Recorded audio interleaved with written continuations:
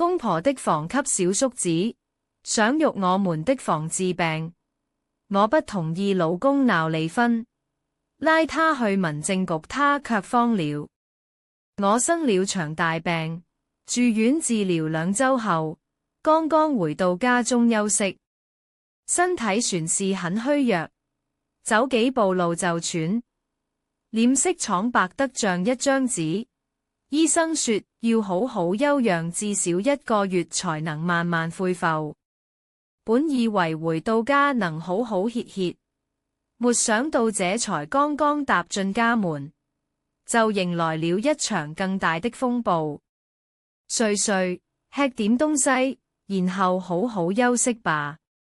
丈夫林峰輕聲對我說，他幫我脫掉外套，把拖鞋擺在我腳邊，又去廚房熱了一碗雞湯，端到餐桌上。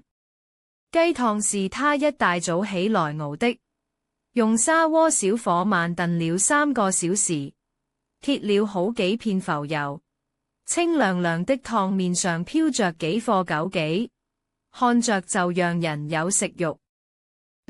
我先睡一會。我點點頭，正準備回房間躺下。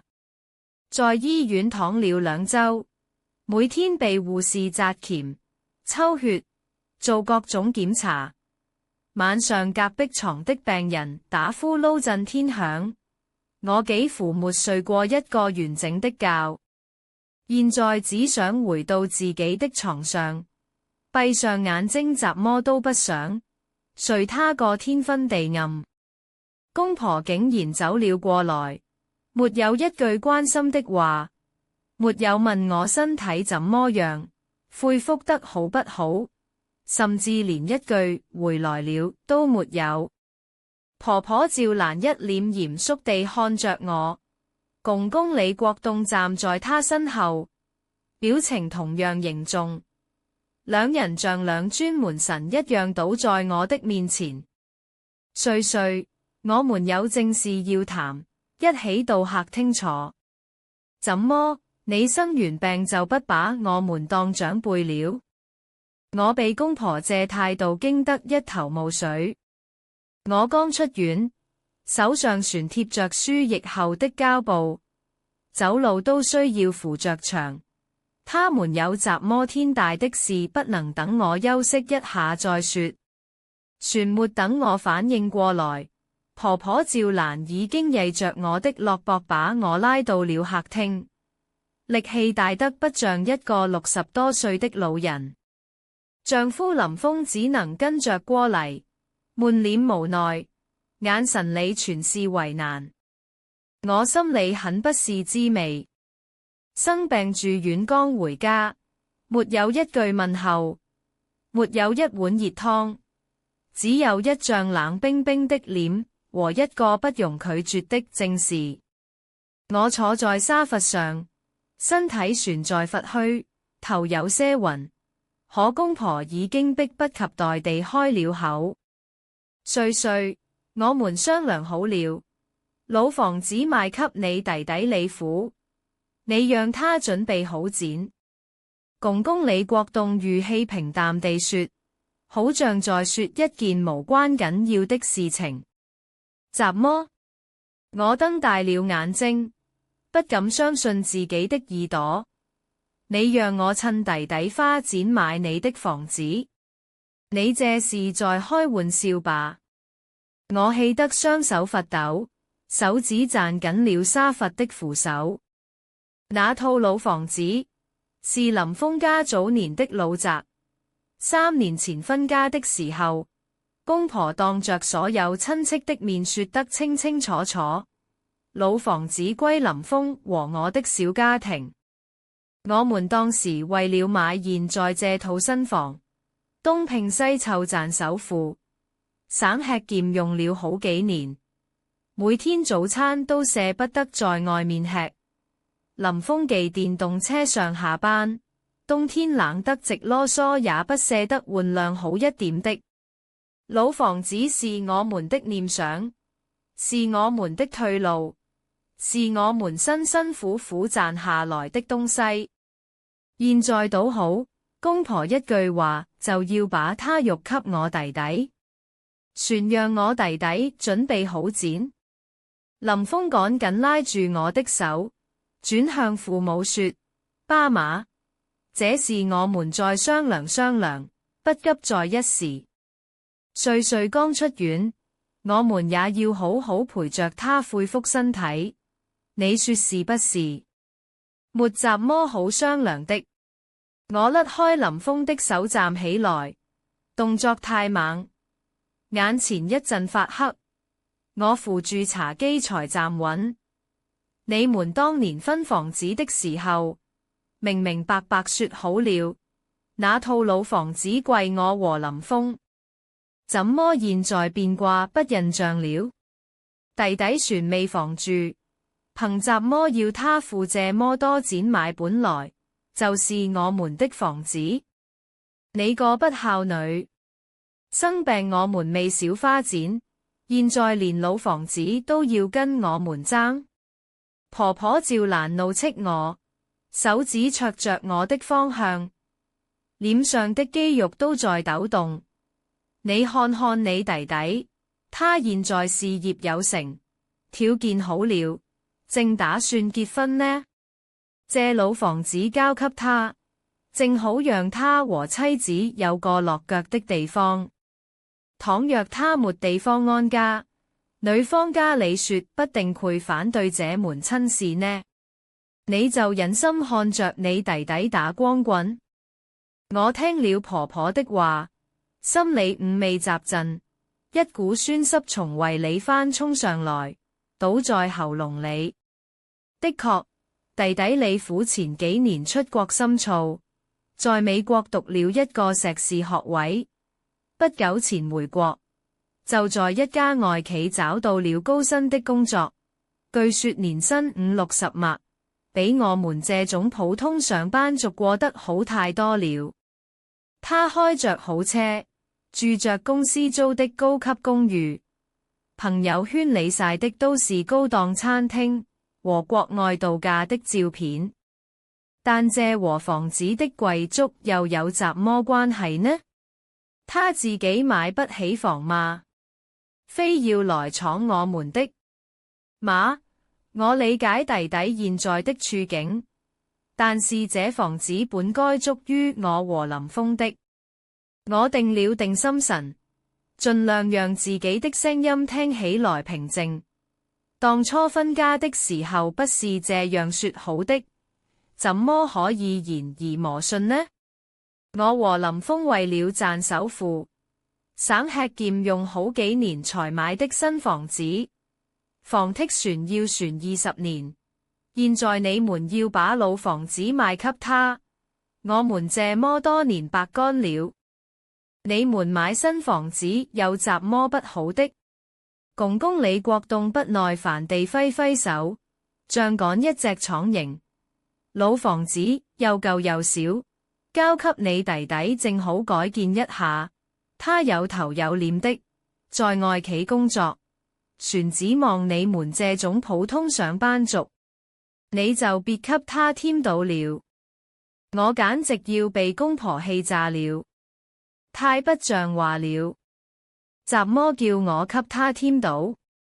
明明是你們說話不算數，現在倒打一耙說我不懂事。我正要發作，林峰連忙拉住我，把我按回沙發上，他的手掌在我肩膀上輕輕拍了拍，示意我冷靜。媽，你先別生氣。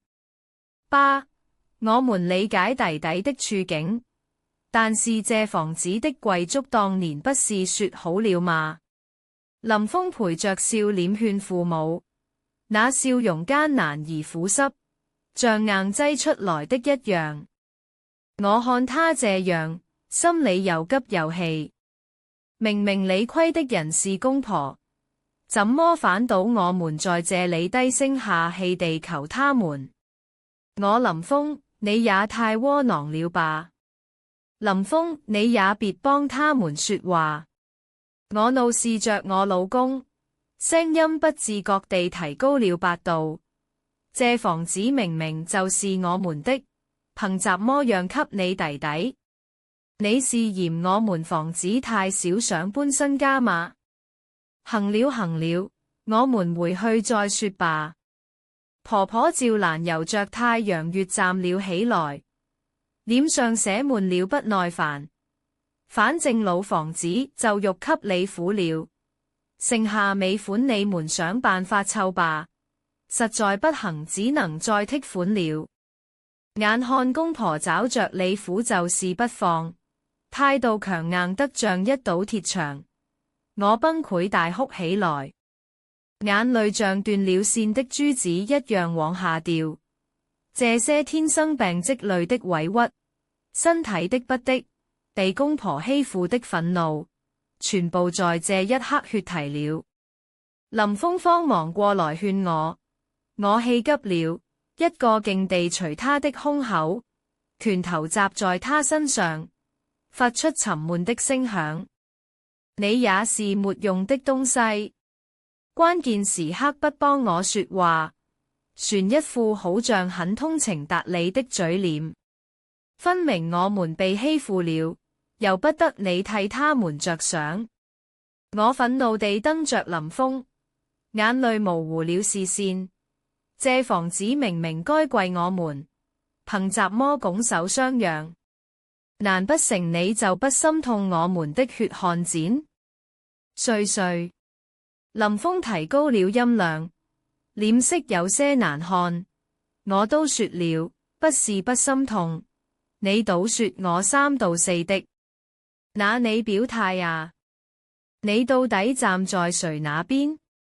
我歇斯底里地衝他讓，你弟弟有他的事業，已經自立門戶了，揸門這老夫少妻的家裏，你是不是就不上心了？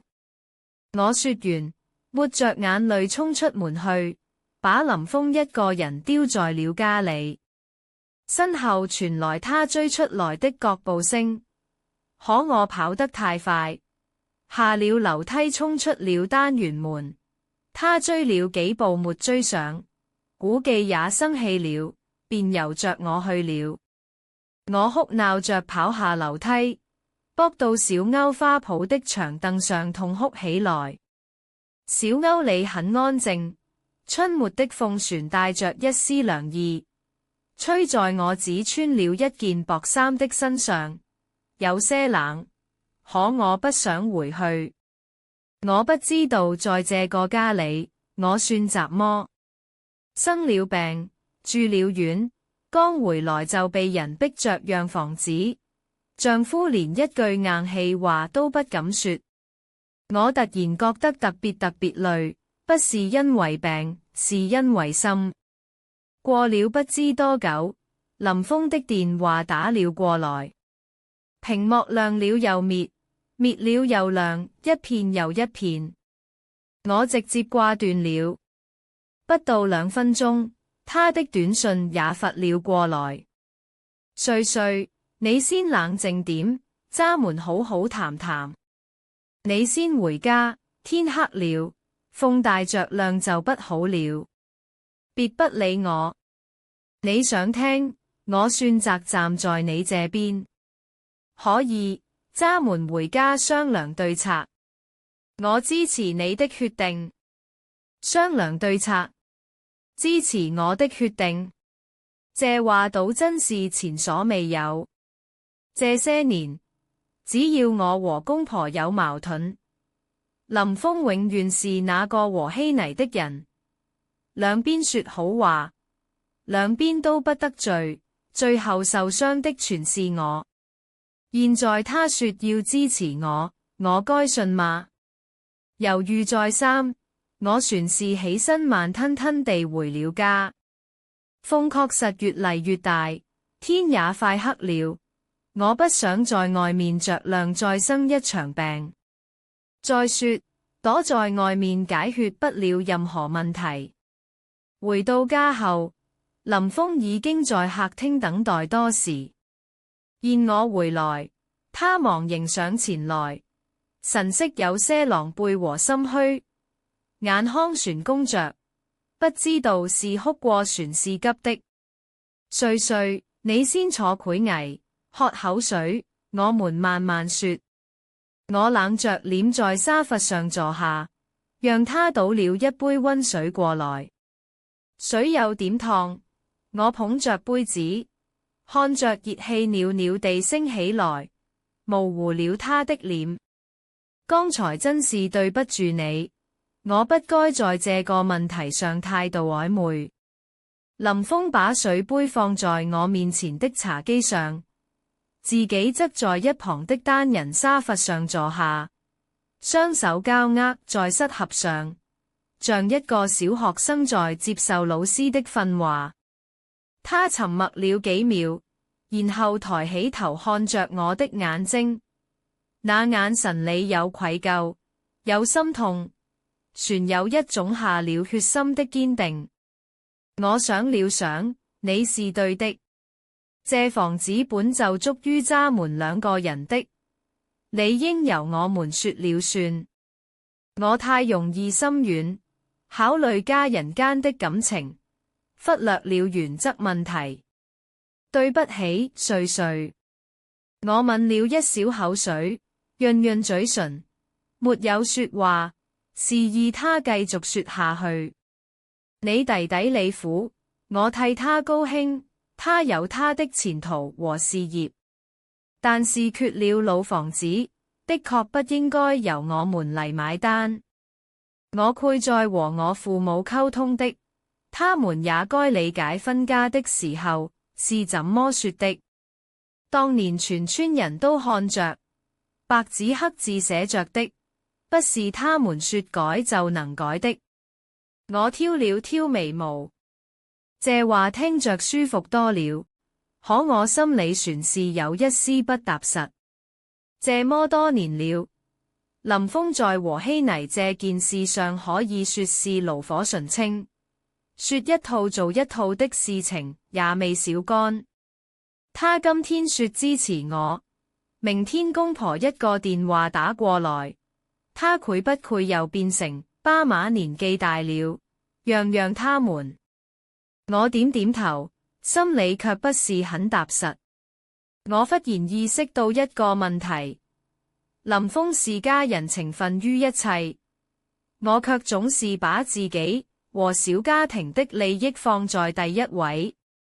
我們的家庭觀念，怎麼時候變得如此不同了呢？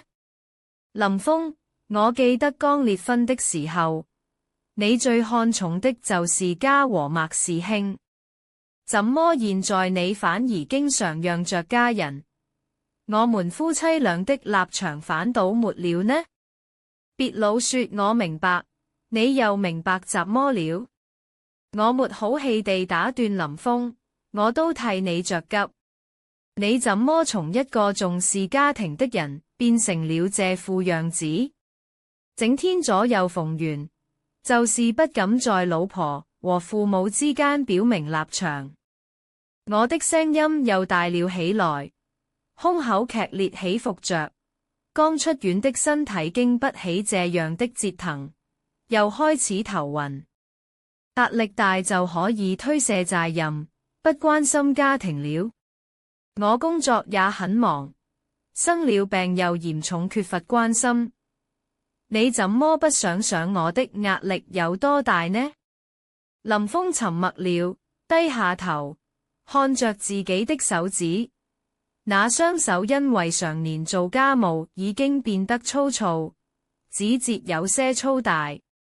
他的肩膀微微顫動，像是在忍什麼。我真的知道錯了。他抬起頭，眼眶發紅。可能男人到了這個歲數，老是下意識安慰自己，覺得只要活得迷迷糊糊，大家互讓着過日子就行。我忽視了你身心的感受和需要，實在說不過去。他伸出手，輕輕覆上我放在腿上的手，他的手心很暖，有些潮濕，微微發着抖。我撫上林峰放在我肩上的手，轉頭看向他煥紅的雙眼。那你打算怎麼做？就這樣推三阻四地過一輩子嗎？不愧的瑞瑞。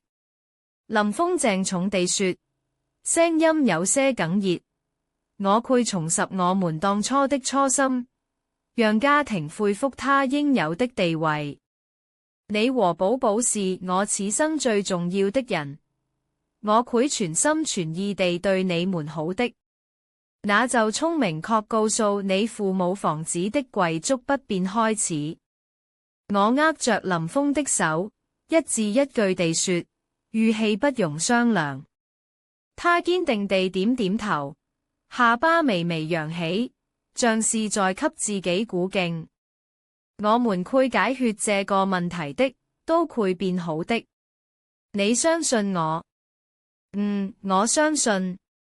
我終於微笑出來，雖然笑容旋有些勉強，但至少是真的。解決了與我之間的誤會。林峰鼓起勇氣找父母重新談判。我提出要參與討論，這件事關係到我的切身利益，我不可能躲在背後等一個結果。最後，我們一家四口坐在餐桌兩端，僵持不下。我不管當年怎麼說的了，老房子現在就是給你父準備的聘金。婆婆趙蘭抱着洛博，下巴微微揚起，一副絕不讓步的樣子。你當哥哥的，不能讓着弟弟。媽，你不能食言吧？我忍不住插話，當初明明是寫給我們的，這幾年我們也一直在交房剔，憑什麼叫我們沒有份？你們有新房住就得了。公公李國棟不耐煩地揮揮手，像打發叫花子。魏子大了，自然要為他着想，全輪得到你一個人媳婦來指手畫腳。那我算是女婿呢吧？林峰苦笑着勸父母，聲音你們是無奈，你讓我們這麼吃虧也說不過去吧？吃虧有什麼好說的？你跟你弟弟說得了。婆婆趙蘭翻了個白眼，你們條件這麼好，以後包你吃包你住還差得着。媽，你讓我們太為難了。林峰流過我的肩膀，語氣更鄭重了，手掌在我肩上微微用力，像是在傳遞力量。這房子對我們意義非凡。當初我們兩個主要靠這套房子才成的家，這麼多年感情都在這裏了。你讓我弟弟住，實在說不過去。父母仍然不為所動。我看林峰紅了眼眶，嗓子像是被什麼東西堵住了，聲音都在發抖。我知道他在想什麼。一邊是生他養他的父母，一邊是相伴一生的妻子，他被夾在中間，兩頭都痛。叔叔阿姨，這事我們商量太久了，也傷透了感情。我放下杯子，盡量讓自己的聲音平靜。不如這樣，你倆和你父自己想其他辦法吧。我們這邊真的受不起這個損失了，你們別讓兒子為難了，人色也太不像話了。好你個不孝女！婆婆趙蓮怒道，手指戳着我的方向，指甲差點戳到我的臉上。最後船是林峰打完場，好說歹說，左一個馬你消消氣。又一個巴我們慢慢談，磨了將近2個小時，才讓父母勉強同意，另謀出路，暫時擱置了這件事。至於他們最後會不會食言，我已無法奢求。但至少今天我們沒有輸。回到臥室，林峰抱着我嘆氣，他的擁抱很緊，像是要把我揉進身體裡，下巴抵在我的頭頂，呼吸溫熱而沉重。抱歉，讓你受委屈了。他們太任性。他的聲音悶悶的，從胸腔裡傳出來。從今以後，家裡大小事我說了算，他們就由得他們去吧。我笑着在他懷裡找了個舒服的位置，側臉貼着他的胸口，聽着他的心跳聲，沉穩而有力。算了，親人間別走到法律程序上才好。渣門還是老樣子，家人和睦最要緊。這間房子的風波過後，我和林峰夫妻倆的關係明顯親密了許多。他開始主動照顧家裡的大小事，幫我分擔更多家務和壓力。下班回來會主動做飯，週末會帶孩子去公園，不再像以前那樣一到週末就往父母家跑。而林峰也不再一味遷就家人，那些從前他不敢拒絕的要求，借錢給弟弟，幫親戚找工作，逢年過節的大額公包，他現在會先跟我商量，然後做出合理的安排，而不是像以前那樣，我永遠是最後一個知道的人。他開始學着說不，學着在我和他父母之間找到一個平衡點，而不是永遠站在他那一邊。這個過程不容易。他媽媽在電話裡哭過、罵過、鬧過，說他是娶了媳婦忘了娘，說他是白眼狼。他掛掉電話後沉默了很久，我看到他坐在陽台上抽煙，一根接一根，煙霧模糊了他的臉。但我走過去，握住他的手，他沒有躲開。我們花了很長時間，走了很多彎路，流了很多眼淚，但終於，我們在慢慢靠近彼此。不是誰贏了誰輸了，而是我們都學會了，在這個家裡，我們是一聚的。老房子的事，最終在村里長輩的調解下，有了一個算公平的結果。公公婆婆找了幾個德高望重的長輩來評理，那些人都是看着林峰和李虎長大的，對當初分家的事也有印象。最後長輩們一致認為，既然當年分家時已經明確了老房子歸林峰，那就不能反悔。弟弟李虎想買房裂婚，自己想辦法。公婆雖然不情願，但在中人的壓力下，也不得不接受這個結果。弟弟李虎後來自己貸款買了一套房子，面積不大，但位置不錯。他裂婚那天，我和林峰去喝了喜酒，包了一個大公包。他敬酒的時候走到我們面前，舉着酒杯，看着我說：嫂子，之前的事是我不對，你別往心裡去。我笑了笑，舉杯跟他碰了一下，說：都是一家人，過去的事就不提了。酒入喉嚨，有些辣，但心裡是暖的。日子就這樣一天天過去了，我的身體慢慢恢復了。林峰也慢慢地從一個和稀泥的丈夫變成了一個有擔當的男人。他不完美，存在學習，存在成長，但至少他願意邁出那一步，而不是永遠站在原地，讓風吹雨打都落在我一個人身上。某個週末的傍晚，我們在陽台上坐着喝茶。夕陽把天邊染成了骨紅色，遠處的樓群在暮色中像一排沉默的巨人，安靜地注視着這座城市。孩子在小歐的遊樂場裏跑來跑去，笑聲隔着幾棟樓都能聽見。林峰忽然放下茶杯，側過頭看着我，嘴唇動了動，像是有話要說。怎麼了？我問他。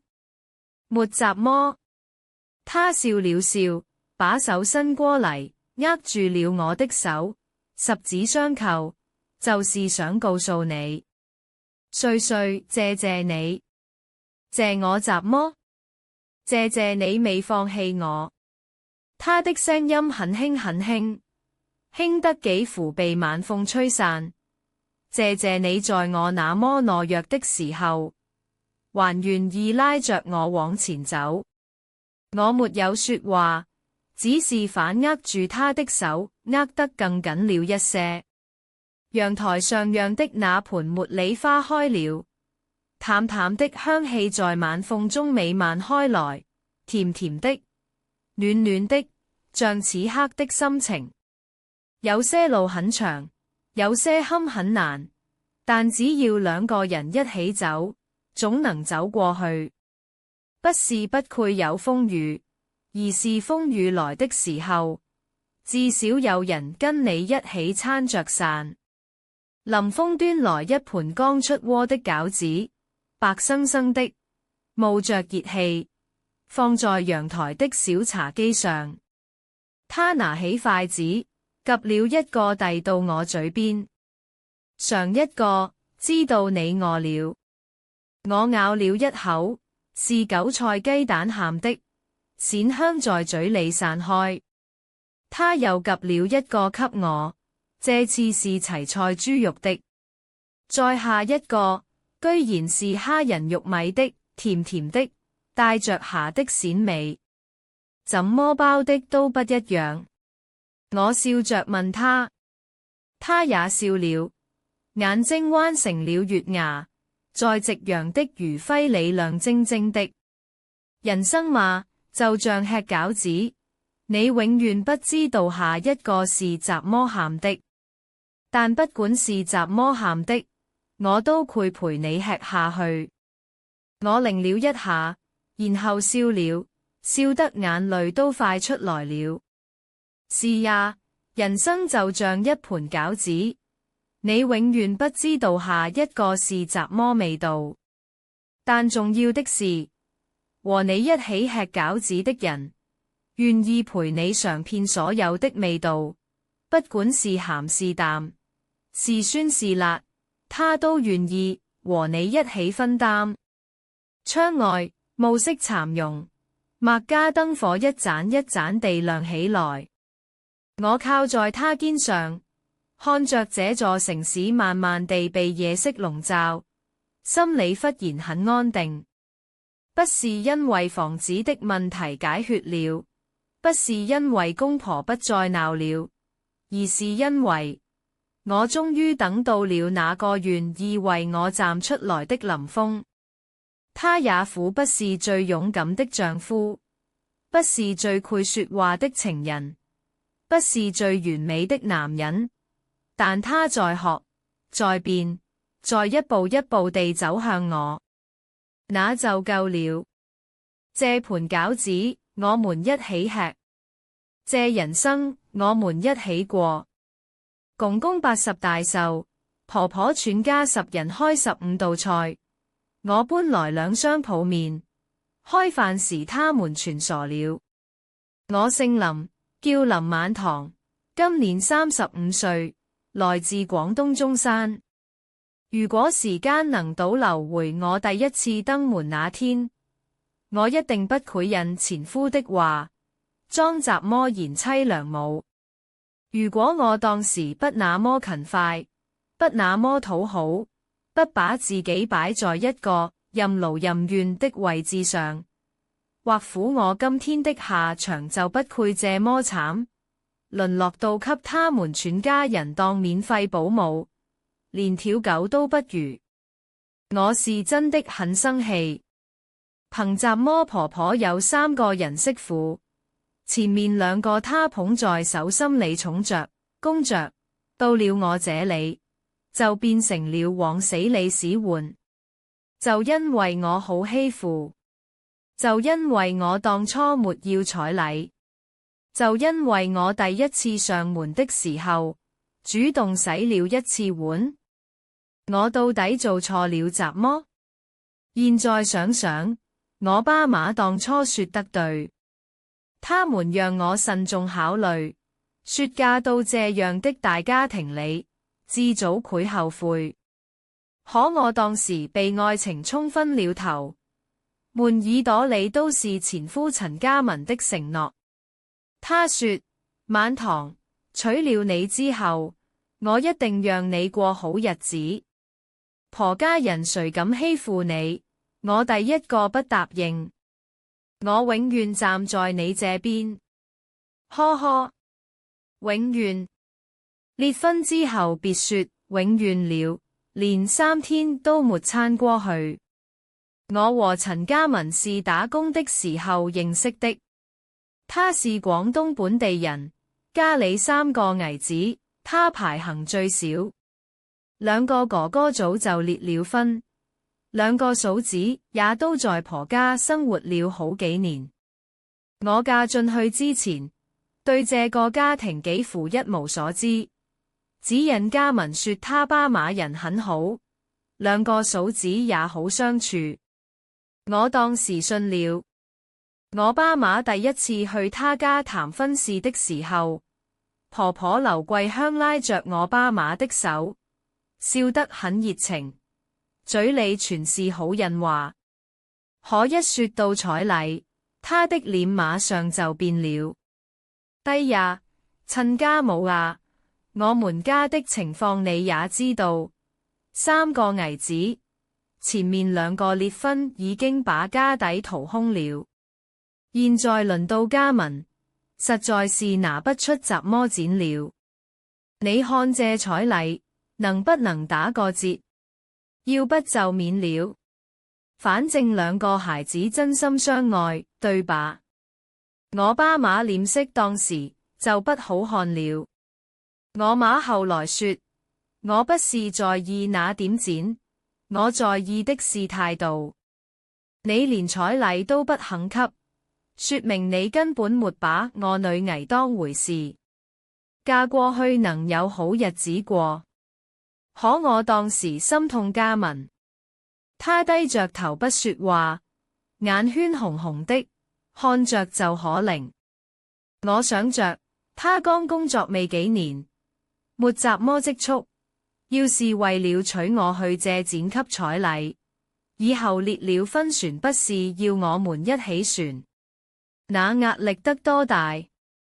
於是我自作主張，跟我爸媽說不要彩禮了。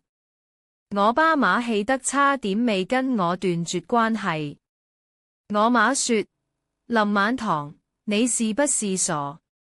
人家不把你當人看，你還上趕着往火坑裏跳，你不要彩禮嫁過去，在婆家連站的位置都沒有，你信不信？我不信。我說我相信家文，他不會讓我受委屈的。呵呵，現在想起來，我真想穿越回去，給自己2個大嘴巴子。婚禮辦得草草了事，連像樣的酒席都沒有。婆婆說她沒剪，我也沒計較。新婚之夜，家文留着我說：老婆，委屈你了，以後我一定加倍對你好。我靠在她懷裏，覺得一切都值了。結果第2天早上5點半，美夢就碎了。咚咚咚，咚咚咚，門被敲得震天響。我迷迷糊糊睜開眼，聽見婆婆劉桂香在門外喊：晚堂，起來了，起來了，該做早飯了，全家都等着吃呢。我看了看手機，5:40。新婚第2天，我推了推家文，他翻了個身，都囔了一句：我媽叫你就去拜，然後繼續睡。我擰了足足10秒鐘，沒有幫我說話，沒有替我擋一下，甚至連眼睛都沒睜開。我忍着委屈起了床，穿着睡衣出了房門。婆婆站在走廊裏，雙手抱胸，上下打量了我一眼，那眼神像在驗貨。去廚房，竹爐上炒2個菜，再煎幾個雞蛋。你大哥家的2個孩子船要吃蛋炒飯，記得單獨做。媽，我不會做飯，我小聲說。不會做就學啊。婆婆的聲音猛地拔高，嫁到我們家來，連飯都不會做，像怎麼話？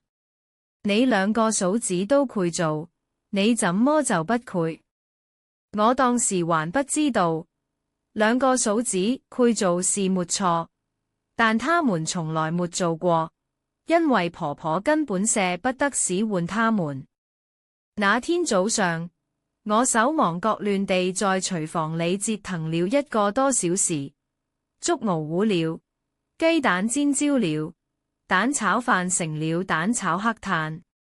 我以為婆婆會罵我，結果她嘗了一口，居然笑了。還幸第一次做就這樣，有天賦。以後早飯就你包了。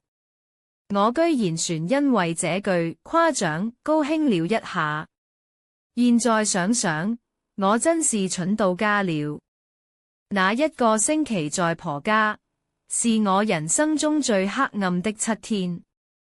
每天早上5點半被叫起來做早飯，做完早飯洗碗，洗完碗掃地拖地，拖完地準備午飯。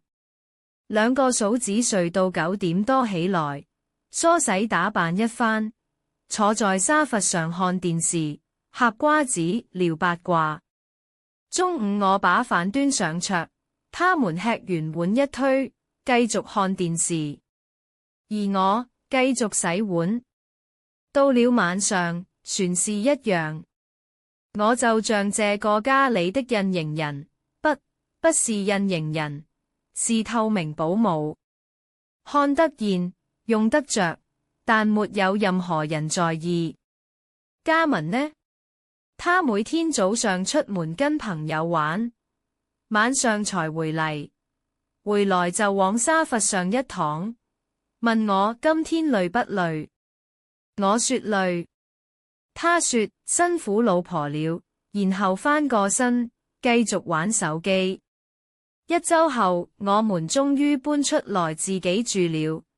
我覺得自己像是從地獄裏爬出來一樣。頭幾天我連廚房都不想進，獨點外賣。嘉文讓我做飯，我說我不做，他就自己泡麵吃，也沒多說什麼。我以為搬出來就解退了，可我想得太美了。婆婆這個人真的是有千里眼順風耳。我們搬家才3天，她的電話就打過來了。晚堂啊，下週末你大嫂過生日，你提前請好假，回來做飯。我說媽，我工作忙，可能請不了假。她說，那你就提前跟領導說，1個月後的事。船安排不開，你就說你婆婆讓你回嚟的，他船能不批？1個月後的事，他都能提前安排上，我真服了。而且你們猜怎麼着？大嫂過生日那天，我一大早就趕過去，洗菜、切菜、炒菜，忙活了一整天。二嫂在旁邊坐着剝骨子吃。大嫂在房間裏跟閨蜜視頻聊天，婆婆在客廳招呼客人，時不時過來催我快點快點，客人餓了。12道菜，我一個人做。那天晚上回到家，我的腰都直不起來了。家民說辛苦老婆了，然後就睡了。辛苦老婆了，這句話我聽了3年，聽到最後，一聽見就想吐。真正讓我心寒的，是生孩子那件事。我懷女人團團的時候，妊娠反應特別大，吐得昏天暗地。我媽心痛我，說要嚟照顧我。我說不用，讓婆婆來就行，畢竟她是孩子的奶奶。結果我給婆婆打電話，她第一句話不是問身體怎麼樣，而是說：哎呀，我可未空啊！你大嫂家的3個孩子都要我帶，走不開。要不讓你媽來？反正你媽退休了間着也是間着。我媽退休了間着。我媽退休後在一家幼兒園做兼職，每天忙得腳不沾地，到她嘴裏就成了間着。我沒說什麼，掛了電話。我生團團那天，婆婆來了，來是來了，但不是來看我的。她到醫院的時候，我正在產房裏痛得死去活來，她呢，在產房外面的走廊上，跟隔壁床的家族聊天，聊的是她大順子考了全班第3名的事。我生了團團，是個女人。護士把孩子抱出去的時候，婆婆看了一眼，臉上的表情就跟吞了隻蒼蠅似的。哦了一聲，轉過頭繼續聊她大順子的事。我在醫院住了3天，婆婆來了2次，每次都待不到半小時。走的時候船跟我說：晚堂啊，不是馬不幫你，實在是你大嫂那邊離不了人。你媽不是間着嗎？讓你媽來幫你帶孩子吧。我爸媽後來知道這事，氣得不行。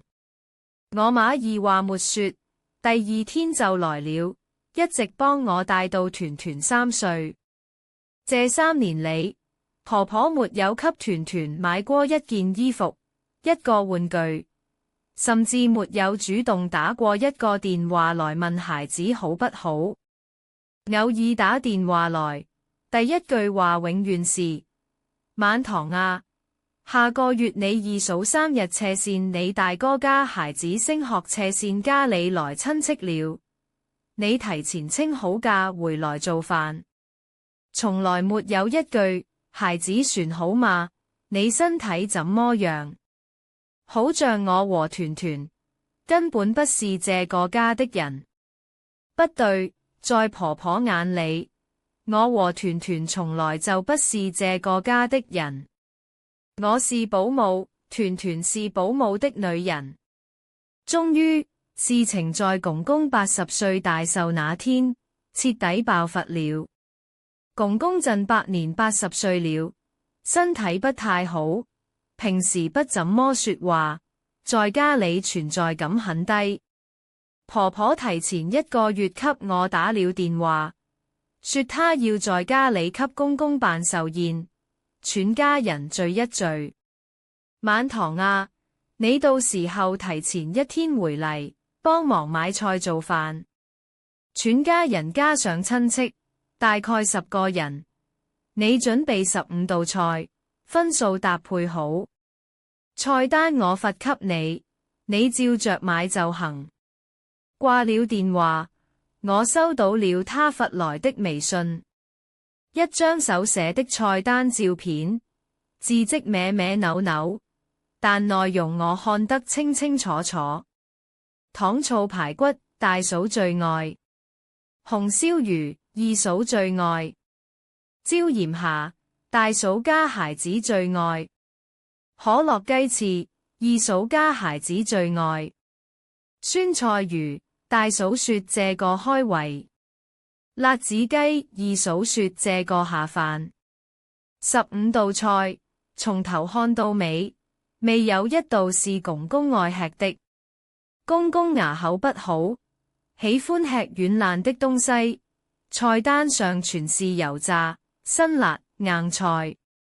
公公血糖高，菜單上全是甜的。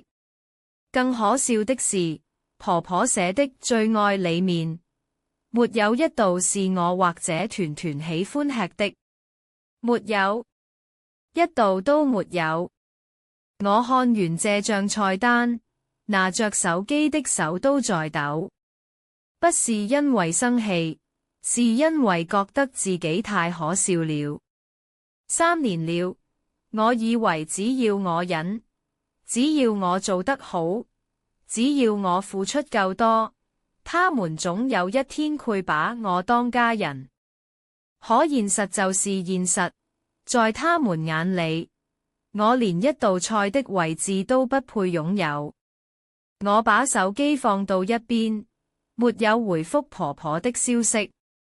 接下來的1個月，她陸陸續續又打了4、5個電話來催，讓我記得清假，記得看菜單，記得提前買好菜。我每次都說知道了，然後該幹嘛幹嘛。到了公公壽宴那天，一大早，家民就催我快走快走，爸媽該等急了。我慢悠悠地給團團穿衣服、紮辮子、收拾好東西，出門前去超市買了2樣東西，2箱泡麵，1箱老壇酸菜味，1箱紅燒牛肉味。家民看到我搬泡麵上車，愣了一下，你買這個幹嘛？我說吃啊。他以為我在開玩笑，沒再問。到了婆家，婆婆劉桂香站在門口迎接客人，笑得跟朵花似的。看見我空着手從車上下來，她臉上的笑一下子垮了。菜呢？她3步併2步走過來，壓低聲音問我：我讓你買的菜呢？你空着手來的？媽，我笑着說，我沒買。沒買？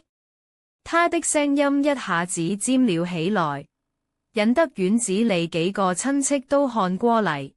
你什麼意思？今天是什麼日子你不知道？全家人等你一個人做飯，你跟我說你沒買菜？媽，我依然笑着，聲音不高不低。我想問你一件事，我來之前，你們家是不是都不吃飯的？你說什麼？我是說，我看着他那張氣得發青的臉，一字一句地說，我沒嫁進來之前，你們家10口人是怎麼活下來的？都餓死了嗎？婆婆被熱得說不出話。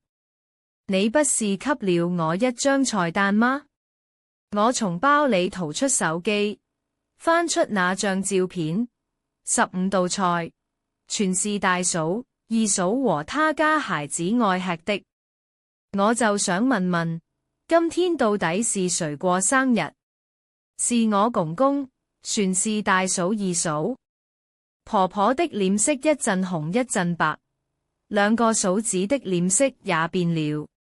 大嫂放下手裏的瓜子，不陰不陽地說了一句：喲，小嬸子這是在怪我們沒幫忙啊！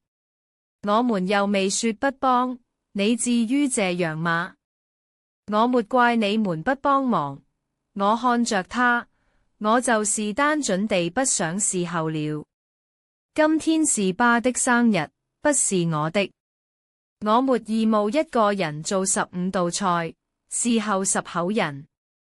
二嫂在一旁冷笑，嫁進來3年了，全這麼不懂事。懂事？我笑了，我懂的是船小馬。我新婚第二天5點半起來給你們做早飯的時候，我懂事嗎？我懷着團團吐得死去活來船被叫回嚟給你們做飯的時候，我懂事嗎？我一個人在廚房裏忙活一整天，你們坐沙發上聊天嗑瓜子的時候，我懂事嗎？院子裏安靜了，我懂了3年的事了。我看着婆婆、大嫂、二嫂，一個一個地看過去。今天我不想懂了。婆婆氣得滾身發抖。林晚堂，你，媽，你別急。我轉身打開後備箱，搬出那2箱泡麵，往院子裏的桌子上一放。今天這頓飯我來安排。15道菜我確實做不了，但10個人的飯我管夠。泡麵管飽，開水我來燒。誰想吃誰吃，不想吃的可以自己做。全場鴉雀無聲，親戚們面面相覷，有人忍不住笑出了聲，又趕緊別回去。嘉文終於站出來了，他漲紅着臉走到我面前，壓低聲音說：林晚堂，你發什麼瘋？今天是我爸80歲大壽，你讓親戚們吃泡麵，你讓我面子往哪擱？我看着這個跟我同床共枕3年的男人，忽然覺得特別陌生。你面子往哪擱？我重複了一遍他的話。陳嘉文，你老婆被人當保姆使喚了3年，你問過他面子往哪擱嗎？你女兒連一道菜的名字都不配出現在菜單上的時候，你問過他面子往哪擱嗎？你要面子，你自己做。菜市場在這條路走出去左拐500米。你現在去買菜，你來做。你不是會做飯嗎？你做啊！嘉文張了張嘴，一個字都說不出來。我轉身走到屋裏，公公陣百年一個人坐在堂屋的椅子上，安安靜靜地看着這一切。他耳朵不好使，可能沒隱傳外面在炒雜麼。但他的眼神裏有我看不懂的東西。我走過去，蹲下來，握住他乾枯的手。爸，生日快樂！他的嘴唇動了動，聲音很小，但很清晰。晚堂啊，委屈你了。我的眼淚一下子就掉下來了。這個80歲的老人，在這個家裏也是最沒存在感的一個。他被老伴無視，被兒子人識忽略，連過個生日，菜單上都未有一道他愛吃的菜。我們倆其實是同一種人。外面船在吵，婆婆在跟大嫂二嫂抱怨我不懂事，沒教養，不給面子。嘉文站在院子裏，黑着臉抽煙，一句話都不說。親戚們有人走了，有人留下來看熱鬧，船有人真的拆了泡麵開始泡。我牽着團團的手走出堂屋。林晚堂，婆婆在後面喊：你今天要是敢走，你就別回來了。我轉過身看着她，這個60多歲的老太太，叉着腰站在院子裏，嘴巴一張一合，跟往常每一次一樣，試圖用這種方式讓我低頭。但這一次不一樣了。媽，你放心，我的聲音不大，但很平靜，我不會再回來了。你說什麼？我說，你以後過壽、過年、過任何節，都不用再給我打電話了。你那醬菜單也不用再發給我了。你愛吃誰做的飯，找誰去做。從今天開始，我不伺候了。說完，我牽着團團，頭也不回地走了。家文追了出來。晚堂，晚堂，你站住！我停下腳步，但沒有轉身。你鬧夠了沒有？他的聲音又急又惱。大過壽的你搞成這樣，你讓親戚們怎麼看我？你讓我以後在村裡怎麼做人？我轉過身看着他。陳家文，我問你一個問題。怎麼？3年了，你媽讓我做了3年的飯，伺候了你們全家3年。你有沒有在任何一次、任何一句話裡替我說過一句，他太累了？他張了張嘴，怎麼也沒說出來。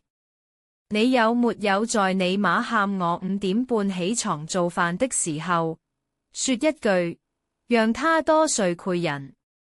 沉默。你有沒有在你大嫂二嫂坐着剋瓜子，我一個人在廚房忙的時候，說一句，你們也來幫幫忙？沉默。你有沒有在你媽給我發菜單，15道菜裡沒有一道是你女人愛吃的時候，說一句，媽，團團也想吃排骨？他的眼眶紅了，但依舊沒有說出一個字。你沒有？我的聲音開始發抖，一次都沒有。晚堂，你不用說了。我深吸一口氣。陳家文，我想清楚了，我要離婚。他整個人像被雷劈了一樣，定在原地。你說怎麼？我說我要離婚。團團跪我，房子是我爸媽出的首付，剔款也是我存，跟你沒關係。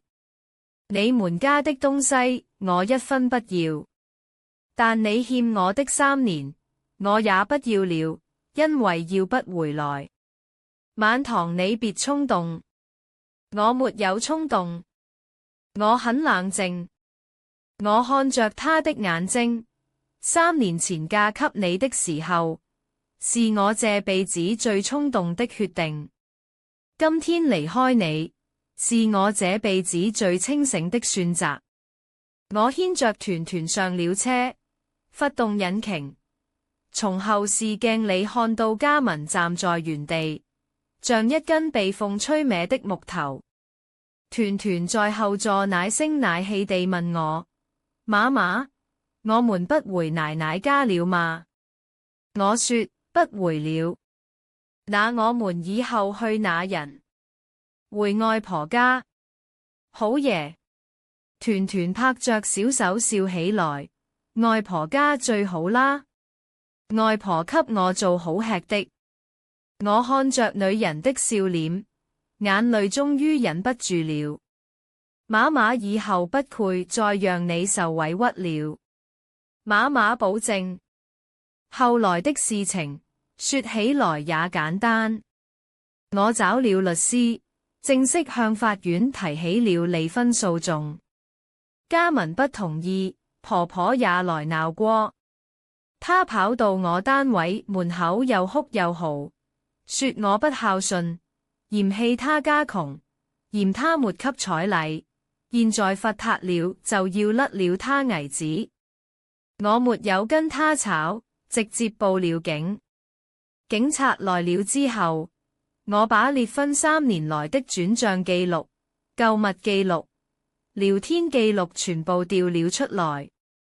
3年來，我每個月給家裡交多少錢，給婆婆轉了多少次賬，給小姑子發了多少公包，一筆一筆清清楚楚。警察看完，對婆婆說：阿姨，你人媳婦這3年對你們家夠可以的了。婆婆旋不服氣，說我心機重記賬。我說，媽，這些賬不是我專門記的，是微信裏本來就有的。你要不要看看，這3年你給我轉過的錢加起來是多少？零1分都沒有。過年給團團的公包也是1分沒有。婆婆的臉漲成了豬肝色。後來法院判了離婚，團團跪我，房子跪我，存款各自跪各自。家民不服，上訴，2審翁詞原判。離婚那天，衝法院出來，家民站在門口，紅着眼圈看着我。滿堂，真的沒有挽回的餘地了嗎？我看着他，心裏沒有恨，也沒有愛，只剩下一種淡淡的疲憊。家民，如果有下輩子，我希望能在你媽沒有3個人媳婦的時候遇見你。這輩子算了。他哭了，哭得很厲害，蹲在地上像個孩子。我沒有回頭。離婚後，我一個人帶着團團上班、接送孩子、做飯、輔導作業，累，但心裏踏實。沒有人半夜敲門讓我5點半起床做飯，沒有人罰菜單讓我一個人做15道菜，沒有人陰陽怪氣說我小氣、不懂事、沒良心。我的爸媽一直在幫我。我媽說：閨女，你終於醒了。我說：媽，對不起，當初未引你的話。我媽眼睛紅了，傻孩子，回來就好。現在團團4歲了，上幼兒園中班。他每天晚上睡前都要跟我說：媽媽，我最喜歡你了。我說：媽媽也最喜歡團團。他又問：媽媽，我們以後是不是都不用回奶奶家了？我說：不用了。他笑了，笑得特別開心。有時候我也會想，如果當初我沒有嫁給鄭家文，如果當初我聽了我爸媽的話，如果當初我沒有免了那筆彩禮，沒有在新婚第2天5點半起來做飯，沒有傻乎乎地當了3年的免費保姆，我會不會過得更好？也苦吧。但人生沒有如果。我只知道，女人嫁人，千萬不要太懂事。你越懂事，別人就越覺得你好欺負；你越不計較，別人就越覺得你無所謂；你越付出，別人就越覺得理所應當。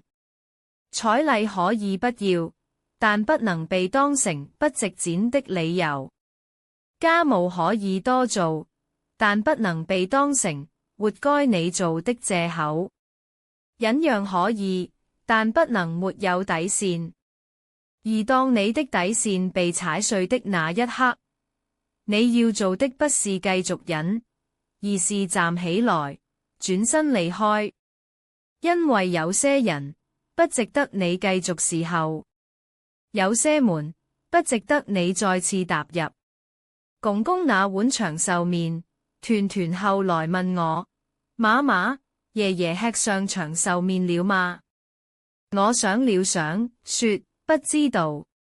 但我希望那個80歲的老人，在那個不足於他的壽宴上，至少吃上了一碗別人為他下的麵，哪怕只是一碗泡麵，也比被忽視、被遺忘、被當成擺設要強得多。